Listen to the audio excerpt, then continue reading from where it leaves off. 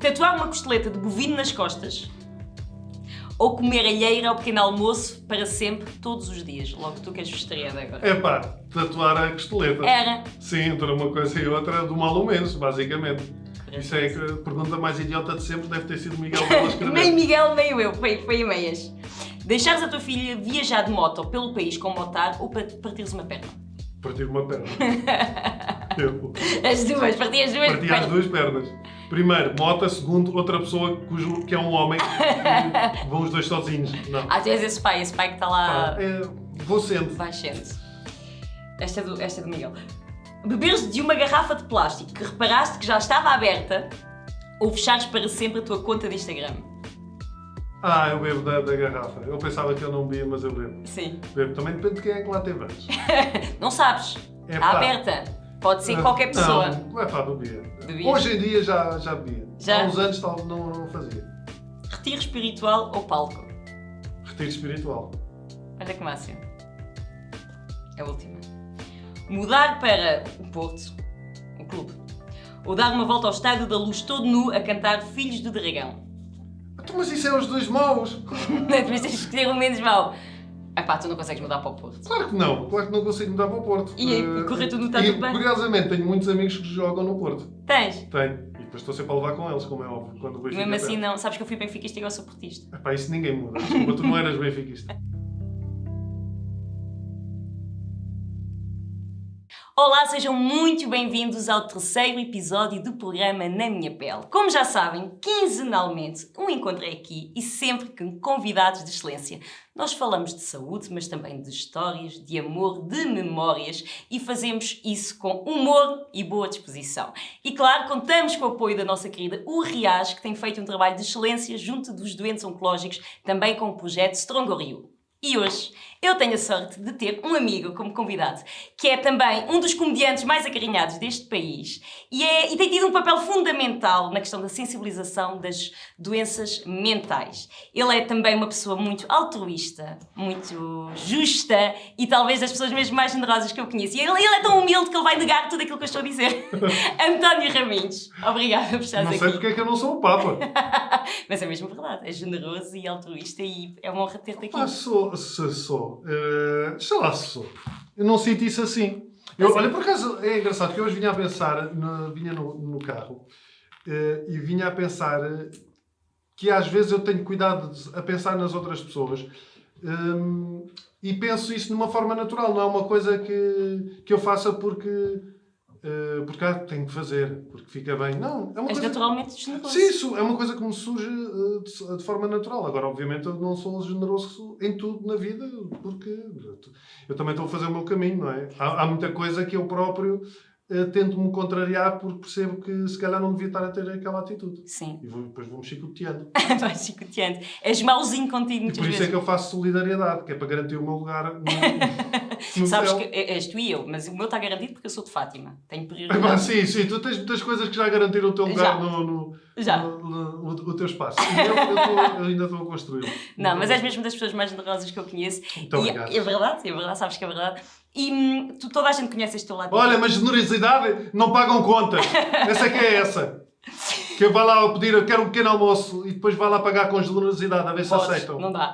Mas toda a gente conhece este teu lado divertido e palhaço e bem disposto também da tua profissão. Mas tu agora também tens mostrado muito o teu lado vulnerável e tu sentiste esta necessidade de trazer essa vulnerabilidade para o teu trabalho ou sempre existiu? Porque agora sinto que é mais presente, não é? Sim, eu acho que isto foi um crescendo. Ok. Porque eu já no primeiro grande solo que fiz, que era as Marias, eu já dava assim uns toques de uma coisa mais pessoal. Depois fiz o espetáculo a seguir, que era o Melhor do Pior, em que abordava ainda mais essas questões. Okay. E agora este último, que fiz antes de começar a pandemia, o sentido das coisas e isso, era um espetáculo que abordava muitas questões da ansiedade e a minha história. E o meu objetivo nunca foi... O meu objetivo não é fazer nem a história do coitadinho, nem ter aquela prova de superação. Tipo, olha eu, estou aqui e venci. É exatamente o contrário. É mostrar, ter um bocadinho aquilo que eu não tive no meu processo de conhecimento, que era identificar-me. Exatamente. Eu tinha dificuldades em ninguém se partilhava nada, não é? Sim. O acesso à internet não é o mesmo de E sendo hoje. figura pública, sabes que também tem outro impacto. Eu vi o teu espetáculo Sentido das Coisas. Sim. E, pronto, e é exatamente aquilo que tu estás a dizer. Tu estás a falar e a pessoa está a pensar: o que é que tu sabes sobre mim? Porque é tudo tão parecido. Contas muitas coisas que... O problema é que as pessoas acham que são todas muito diferentes umas das outras. E não são. Porque eu tenho uma frase que costumo usar e que vai estar até no livro que eu estou a escrever sobre o tema, que é: eu acho que todas as pessoas são estranhas até perceberem que isso é normal. Porque uma pessoa é estranha enquanto tu estás calado e não partilhas a tua história com ninguém. Tu vais achar que tudo aquilo que passa pela cabeça é estranho. Aqueles pensamentos mais pessoais, Sim. tu vais achar que nunca ninguém pensou naquilo. E a partir do momento em que tu vais a um terapeuta ou que abordas com alguém: olha, eu já pensei nisto, e a outra pessoa até pode dizer: olha, eu já passei pelo mesmo, eu já pensei exatamente a mesma coisa. Às vezes uma pessoa ouve isto e até se sente mal porque parece que não se sente especial. Não se sente especial. Depois a pessoa pensava nisto e agora também este gajo anda a pensar nas mesmas merdas que eu. Mas é interessante aquilo que tu estás a dizer, porque eu também sinto isso quando partilho a minha história de sobrevivência de cancro, que é, no fundo, normalizar um bocadinho o discurso, e é extraordinário esta identificação. E além de termos isto em comum, do amor pelo humor, também partilhamos, como tu estás aqui a falar muito bem, da ansiedade, não é? Eu também tenho a minha bela crise de ansiedade de vez em quando, e o que eu gostava de saber é o que é que tu fazes no teu dia-a-dia, na tua rotina, para que a ansiedade não domine totalmente a tua vida. Álcool? Não, estou a brincar. Isso é exatamente o contrário. Meditação, eu sei que fazes muito meditação. Há muitas pessoas que acham que eu faço a meditação e é engraçado que quando eu digo isso, e eu falava nisso no espetáculo, quando um gajo fala em meditação, começa logo tudo: pá, a minha meditação é beber 3 jolas, pá, e um prato de caracóis, pá, e vou ver um show de strip, pá, isso é que é. As pessoas... Não sabem bem o que é meditação, porque dizem sempre: sim, pá, eu não consigo meditar porque eu não consigo deixar de pensar, e não é isso. Não. Há vários tipos. O que eu faço é uma abordagem em mindfulness, que é um bocadinho diferente. A meditação é um pressuposto mais budista, mais teórico, mais trabalhado, onde tu realmente concentras de modo a esvaziares o teu pensamento ou estares ali sobre uma oração, um mantra, uma coisa. Exatamente. O mindfulness, basicamente, é tu convives com aquilo que vai na cabeça. É um bocadinho isso, não é? É aceitares. É um bocadinho a meditação para ocidentais. Porque nós vivemos numa coisa tão rápida, não é? Que o nosso pensamento não para, e então nós temos é que aprender a conviver com aquilo que nos passa pela cabeça, porque ninguém controla aquilo que vai na sua cabeça. Exatamente. Isso é principal, por isso é que nós achamos que temos sempre pensamentos que são castradores e maus, porque nós não controlamos aquilo que nos passa na cabeça. Então, se vem um pensamento muito mau, eu começo a achar que eu sou aquilo. Exatamente. Não é? Mas tu não és aquilo que pensas.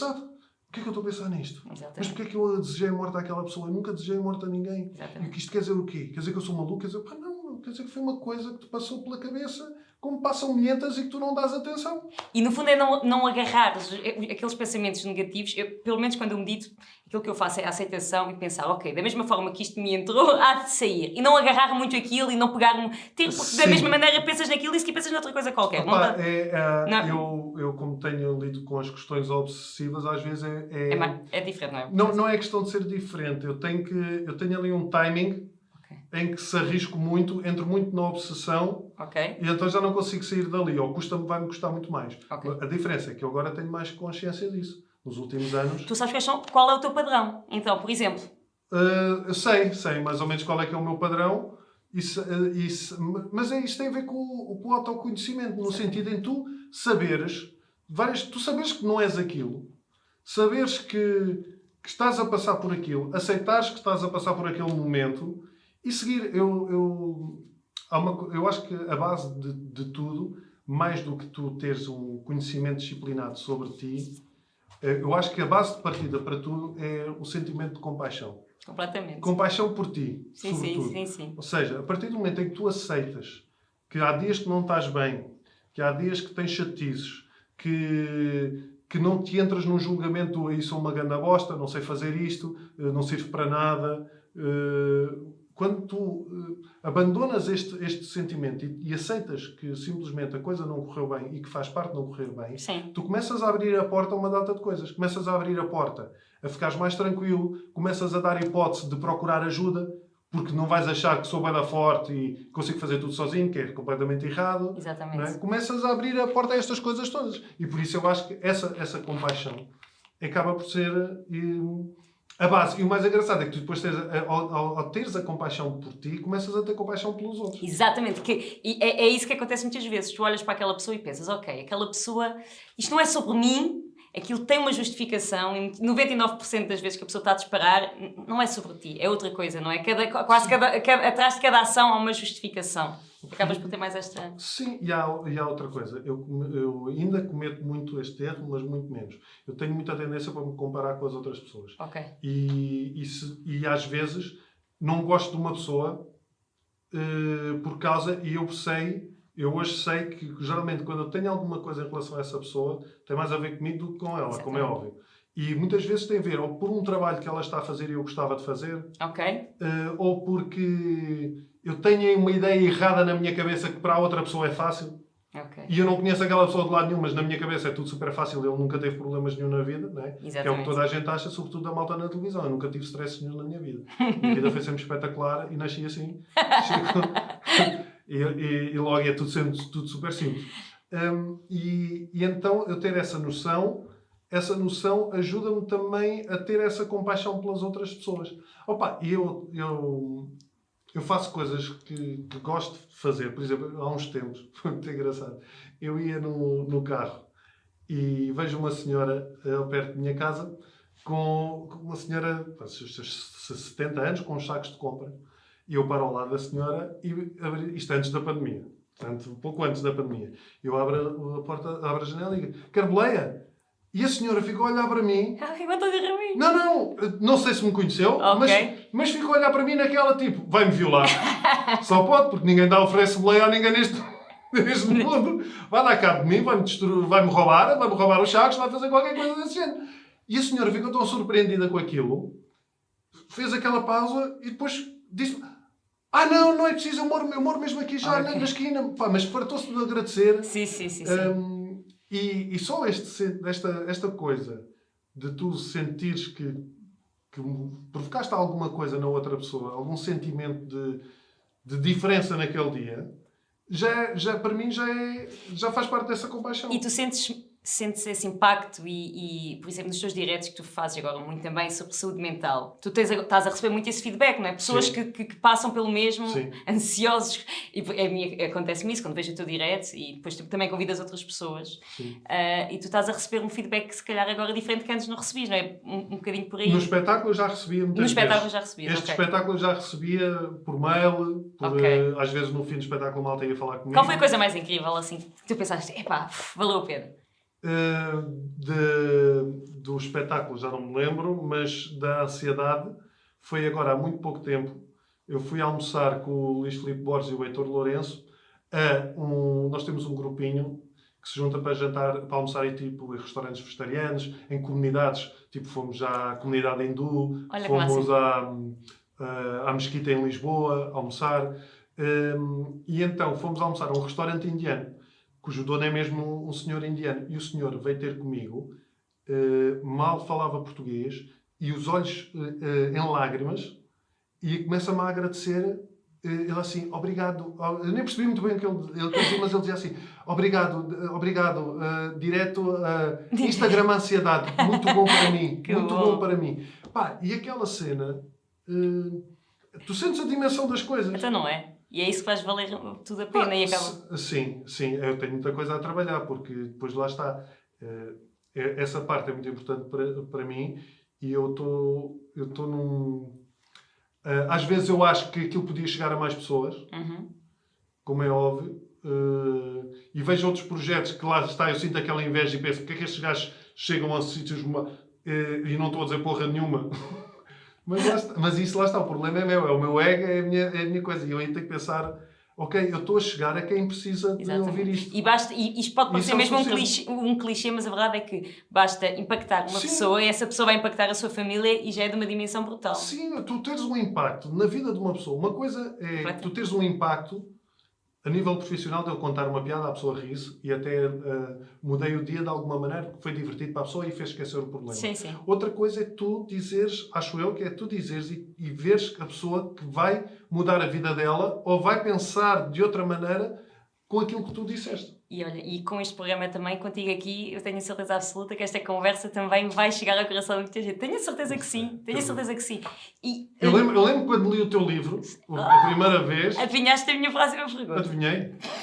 O que era a pergunta? Então faz lá. Não, mas isso não, essa é muito melhor. Porque eu ia falar-te mesmo disto. Tu escreveste o prefácio do meu primeiro livro, por isso é que ele esgotou, porque tinha lá o teu nome. Vez, não. Tinha lá o teu nome. Uma vez, não. É a história. Não, mas diz-me lá o que é que tu ias dizer. Pá, que eu li aquilo e eu ficava, porque eu sempre tive muitas questões, as minhas questões da ansiedade relacionam-se muito com a morte e têm a ver com a minha história de vida também. E eu ler aquilo e o modo como... E imaginar que tu e outras pessoas que eu conheço que passaram por aquilo e o suporte que conseguiram e a maneira que conseguiram com a própria família resolver aquilo e lidar com aquilo, pá, fazia-me imensa confusão. Mas não era uma confusão má. Mas depois tu também usaste esse teu humor, porque também foste cuidadora. Tu também usaste a alegria, o humor e a tua estrutura. Mas isso também é engraçado. Fizeste, não é? Eu obviamente espero nunca passar por um problema do género. E se passar eu não sei como é que vou reagir. Mas espero nem sequer ter... pode ser, eu gostava de não passar. Mas passei por outras questões. Passei pela questão da minha mãe. Exatamente. A minha mãe teve nos cuidados paliativos 4 meses. Aliás, a minha mãe fez anos agora, dia 4 de junho. Okay. E em 2016 foi o último aniversário da minha mãe com toda a família. E foi engraçado porque a minha mãe... Festejámos o aniversário e poucos dias depois a minha mãe começou a perder a noção da realidade. Okay. E isso foi muito curioso. Parecia que estava... É aqueles clássicos. Parecia que estava à espera que toda a gente se juntasse para começar a ir-se embora. E isso foi muito curioso. E eu lidei de forma muito... Eu e os meus irmãos lidámos de forma muito pragmática. Mas não, o que é que eu vou fazer? E o humor aí foi uma estratégia? Foi alívio? Eu não sei fazer as coisas de outra maneira. Não sabes fazer as coisas de outra maneira? Não... Mas é isso mesmo também que aconteceu comigo. Eu também não soube fazer as coisas de outra maneira. Depois há pessoas que levam a mal. Há pessoas que levam a mal. Não te levaram a mal pessoas da família. Claro. E ainda há pouco não, e acabam por duvidar um bocadinho de... Será que ela está mesmo a sofrer? E não percebem que é uma forma de respirar. Agora fala-se de uma coisa que é a positividade tóxica. Exatamente. Que é muito importante dizer esse tema, que não é a mesma coisa. Ninguém está a dizer que é tudo espetacular e que é tudo muito bom. E não é só isso. Eu acho que essa história da positividade tóxica, há duas... Eu acho que... Não sei se será bem isto, mas a leitura que eu faço disso é... Eu acho que a coisa pode ser tóxica quando tu ficas só super feliz com tudo e abandonas tratamentos de tudo e mais alguma coisa e pronto, e achas que vai ser só assim que se resolve com essa coisa e que não há problema nenhum e que não sei o quê. Mas não é só isso. Quando falam disso de positividade tóxica é um bocadinho como... É quase como se fosse proibido o doente oncológico sofrer. Que é, seu ingrato, estás a sofrer quando percebes? Isso acho que não faz sentido essa abordagem, nem essa de ser tudo espetacular, não sei o quê. Agora, eu acho que faz sentido o que tiver que fazer sentido para a pessoa. Exatamente. Da maneira que for. Se for uma pessoa que realmente... Eu não acredito. Eu tenho uma amiga minha que fala muito sobre... E vê isto de uma forma muito positiva. Ela teve cancro da mama. E ela fala tudo de uma forma muito positiva. Mas eu sei que se ela pudesse escolher não ter... Obviamente não tinha, caraças. Mas já que tem... Exatamente. Então, que não é que se divirta... Mas que veja o melhor daquela porra. Mas é um bocadinho que aproveite essa fase, sabes? Eu às vezes digo isso às pessoas que me chegam e dizem... Eu sei que pode parecer estranho, mas aproveita esta fase para... Tu podes olhar para trás e pensar... Descobres uma data de coisas. Exatamente. Eu sei que é violentíssimo, se calhar para quem não consegue viver isto desta maneira. Mas eu tenho um amigo meu que escreveu um livro e ele diz que a morte da mãe foi a melhor coisa que lhe aconteceu. E eu leio aquela merda e eu assim... O que é que ele quer dizer? Não, eu percebi o que é que ele quer dizer. Mas é tão violento. É. Ele obviamente não queria que a mãe morresse. Mas já que a mãe morreu, exatamente, ele aproveitou a morte da mãe para descobrir mais sobre ele. Se a mãe não tivesse morrido, ele ia descobrir mais sobre ele? Não sei. Não sei se ou não. Mas aproveitou e descobriu. E se eu descobri alguma coisa com a morte da minha mãe? Nada. Mas descobriste enquanto cuidavas? Não, olha, o que é que eu descobri? Ou o que é que aprendeste enquanto cuidador? Se é que aprendeste, não é? Também não tem... Olha, não sei. Eu acho que quando a minha mãe morreu, eu tive uma coisa que gostei muito de fazer. Que foi, eu tive a oportunidade de dizer à minha mãe que a amava muito. Ainda estava ela minimamente sã. Sã, Consciente, lúcida, sim, sim, lúcida. sim, sim. E disse à minha mãe e ao meu pai, e apesar de eles saberem, disse, e continuo a dizer. Eu sei que há pessoas que se calhar não conseguiram dizer e sentem-se arrependidas com isso, mas elas podem continuar a dizer, e não é uma coisa mística. Isto é psicologia. A Exatamente. pessoa pode resolver as coisas com ela. Exatamente. E eu tive essa hipótese, mas é engraçado porque eu sempre encarei. Eu tenho muito medo da morte e tenho as minhas questões com a morte, mas lido com a morte dos outros de forma muito pragmática, da família mais próxima. Ok. Pá, eu lembro, por exemplo, há muitos anos, eu tinha uma tia, uma prima, que era aquelas primas por afinidade, uma senhora mais velha, e que ela descobriu... isto, pá, sei lá, quantos anos é que isto foi? Mas eu devia ter para aí 16 ou 17 anos. E ela estava no hospital também, nos cuidados paliativos, e eu disse à minha mãe que queria ir vê-la. E fiz 300 quilómetros e fui vê-la só para lhe dar um beijo, porque achei que era importante para ela. E fiz isso, e não me fez confusão. A morte da minha mãe não me fez confusão, porque é o que é, meu. É o que é. O que é que me adianta eu estar ali, porque é que aconteceu a ela? O que é a coisa, minha querida mãezinha? Mas é uma escolha pensar assim. Não sentes que é sempre uma escolha? E foi aquilo que eu aprendi muito com o cancro, que era, independentemente daquilo que me estava a acontecer e com a morte também, eu poderia sempre escolher. Há sempre dois caminhos, a aceitação ou a revolta. Há sempre dois caminhos. E há de haver todos também. E há de haver outros também. Não, e há de haver a fase da revolta, como é óbvio, que tu tiveste, provavelmente.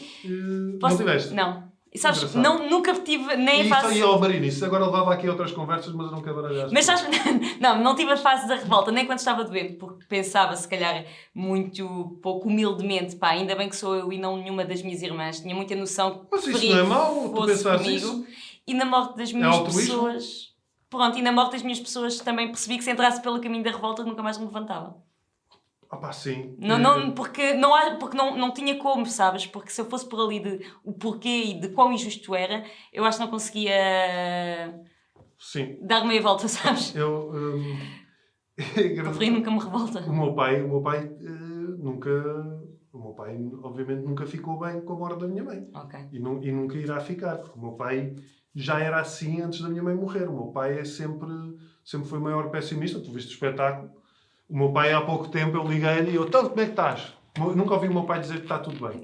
Diz sempre assim, mais ou menos. O cara teve um dia espetacular. Nem que tenha ganho pode ser o Euromilhões, mais ou menos.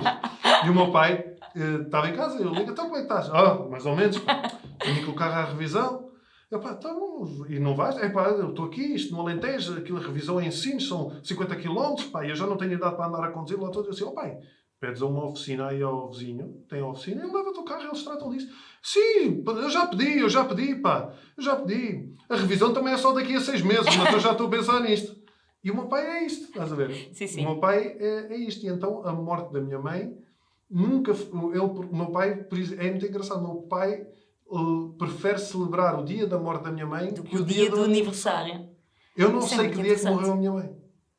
Eu não sei. Não me lembro. Mas essa fase, quando perdemos alguém que amamos, temos ali depois uma fase de amnésia. Eu também tenho aqui não me lembro de tudo, não me lembro do dia, quando perdi pessoas muito importantes, também me aconteceu isso. Parece que aqueles dias foram mesmo estranhos. Eu disse coisas terríveis nos cuidados paliativos. Àquelas pessoas incríveis que trabalham nesses sítios. São pessoas incríveis, meu. É um trabalho que não há... É preciso ter um dom para estar ali. Sim. Não é qualquer pessoa que está... Mas aquilo fazia muita confusão, porque era tudo muito sério, como é óbvio, que é normal que seja, mas eu não lido com as coisas assim. Sim. E eu lembro de estar na reunião com o psicólogo e ele fechar-me numa salinha com o psicólogo e a chefe de sala, a chefe da enfermeira-chefe e o médico de serviço, e os três à minha frente a perguntar-me se estava tudo bem comigo, como é que eu estava a lidar com aquele processo da minha mãe. Se estava tranquilo, e eu, tudo bem. Eles assim, então, mas não aprendeu nada durante este período? E eu assim, não é o que é que quer que eu faça? Está bem, mas não há nada que sente, não há nada que sinta diferente. Eu lembrei-me de dizer a maior barbaridade à face da Terra. Eu virei-me para o psicólogo e disse, sim, olha, sabe, há uma coisa que, quando eu venho aqui visitar a minha mãe e estou muito triste, eu basta olhar para a minha mãe e pensar uma coisa e sai muito mais tranquilo, sai de coração cheio, sai feliz. E ele, diga António, diga o que é que faz mais feliz quando vem assim embaixo e visita a sua mãe. Eu disse, sabe, que eu quando estou aqui com a minha mãe e estou mais embaixo, basta olhar para a minha mãe e pensar antes ela do que eu. Pá, e os gajos ficam os três a olhar para mim, pálidos, pá, e eu a rir por dentro. E depois, obviamente, eu disse, eu estou a brincar, como é. E eu lembro da enfermeira nunca mais. A enfermeira chefe assim. Primeiro de entrar, assim. Ela a escrever assim, a sua família é muito particular. E disse o mesmo à Catarina. Uma vez chamou a Catarina à parte e disse assim, você calhou numa família, não são todas assim. Mas sabes uma coisa que aconteceu comigo, que era, tanto nos meus lutos como na doença, as minhas amigas psicólogas e tal, achavam sempre que eu estava em negação. Que era, tu ainda não. Sim. E eu a dizer, acredita que isto não é negação. Disseste não 2 vezes, estás em negação 2 vezes. Isto é como aquela malta. É quê? 2 minutos? Agora olha. Para que foste aí para trás? Isso é como aquela malta que tu dizes, pergunta-te assim, estás bem? E tu dizes, estou bem. E esta diz, não, tu não estás bem. Tu não estás bem. Tu não estás bem. Não, está tudo bem. Não, amiga, estou a ver aí qualquer coisa. Tu não estás bem. Se não quiseres contar, não contas. Eu mas às tu vezes não estás faço bem. isso é tão enervante. Os meus amigos já pediram, para, ter a mania que consigo ler. Sim. Olha, a última pergunta, estão-nos a fazer pressão e depois Sim. passamos então para aquelas perguntas muito rápidas, muito giras e muito interessantes. Bora, última pergunta. E pronto, já me disseste que és uma pessoa muito pragmática e lidas aqui com a tua saúde mental desta forma tão natural, não é? Tu tratas a tua saúde física... Casa de Ferreiro, espeto de pau. Atenção, eu lido com... Mas há muita coisa que eu tenho que aplicar em mim. Mas o que é que tu não... No teu dia-a-dia, o que é que tu não abdicas? Eu tenho que me lembrar... Ok. Eu tenho que me lembrar muitas vezes daquilo que falo e daquilo que escrevo. Porque eu estou no meu próprio processo. Não é? Há coisas que lido quando eu estou a entrar em crises de ansiedade ou de obsessões, eu tenho que fazer aquela pausa e perceber. Calma, não vais por esse caminho, que é exatamente aquele caminho que tu falas que não tens... Então a minha pergunta não faz sentido nenhum, porque eu ia te perguntar mesmo era o que é que ainda falta para ti descobrir e resolver e é um caminho que continua. Não, isso... Opa, sei lá, falta muita coisa. Estou claro que falta... Eu É estou mesmo muito isso. melhor. Eu estou muito melhor do que estava há 1 ano, há 6 meses. Mas eu continuo a ir ao terapeuta, continuo a tomar medicação quando ela é prescrita e quando é necessário. E faz parte do meu caminho. O que é que dizem isto? Eu estou a brincar. Estou a brincar. Olá, eu sou António Raminhos e estou como sou, no alta definição. Na minha pele, estou como sou, com a Exato, minha isso pele, com a minha pele, vai arrear, estou como sou. Muito obrigada, Raminhos, é mesmo isso. Obrigada mesmo por esta naturalidade. Nada.